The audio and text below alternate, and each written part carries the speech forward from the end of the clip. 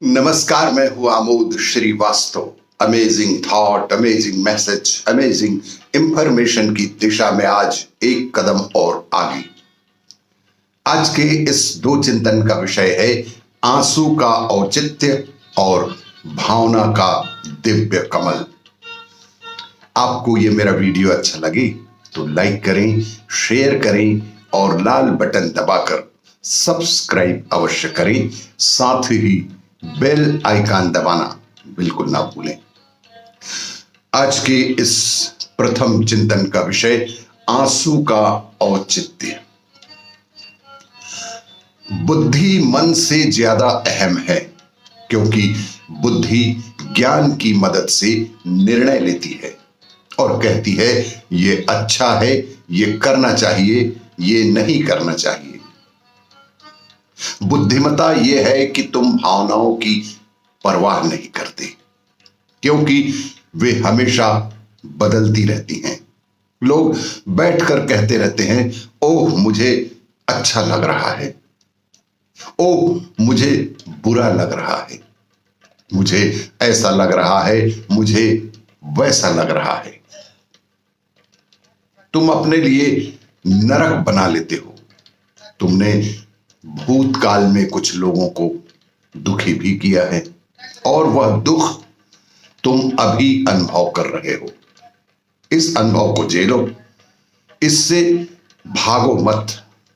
जीवन प्रतिबद्धता से चलता है। तुम्हारी जीवन इस ग्रह पर किसी कल्याणकारी हेतु के लिए समर्पित है। ये तुम में निर्भयता, ताकत, शक्ति, शांति, स्थिरता, जोश, सब कुछ तुम्हारे भीतर से बाहर ले आता है।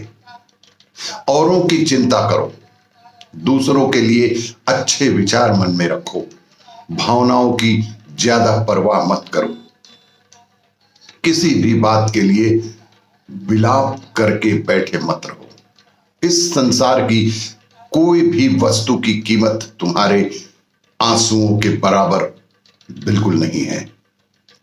अगर तुम्हें आंसू बहाने ही हैं तो वे कृतज्ञता की, विस्मय की, प्रेम के मीठे आंसू होने चाहिए। निरर्थक बात के लिए रोना बिल्कुल उचित नहीं है, निरर्थक ही है। हमारा जीवन इसके लिए नहीं बना है। हमें यह समझना चाहिए, जीवन को ऐसे रखना चाहिए, एक एकीकृत संपूर्ण व्यक्तित्व की निशानी से प्रतिबद्धता है। मैं ये करूंगा चाहे कुछ भी हो जाए, मैं ये कर सकता हूं चाहे कैसी भी परिस्थिति हो। किसी भी स्थिति में आंसू नहीं गिराना है। आंसू के औचित्य को समझें, आंसू के ताकत को समझें। आज के इस दूसरे चिंतन का विषय भावना का दिव्य कमल।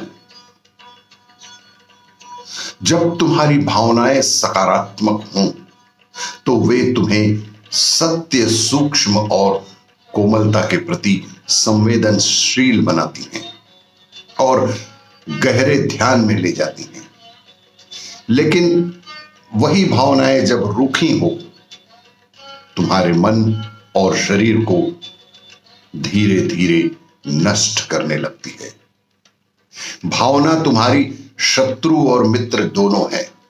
भावना के भीतर हमारे मन में शत्रुता और मित्रता दोनों ही है।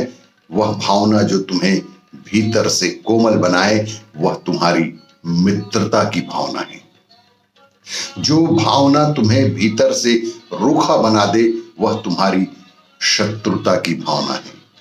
सदैव जीवन में ध्यान रखें कि किसी के प्रति यदि शत्रुता का भाव हम रखते हैं तो निश्चित रूप से हम अपने स्वयं का ही नुकसान कर रहे हैं। यदि तुम में कोई भावना नहीं है तो तुम एक मरे हुए चीथड़े जैसे हो, और तुम वे दिव्य प्रेम नहीं है, कोई भावना नहीं है। सभी भावनाएं लोगों, वस्तुओं और घटनाओं से अवश्य ही जुड़ी हुई है। मन सभी प्रभावों और धारणाओं से मुक्त हो, तभी तुम मुक्त हो।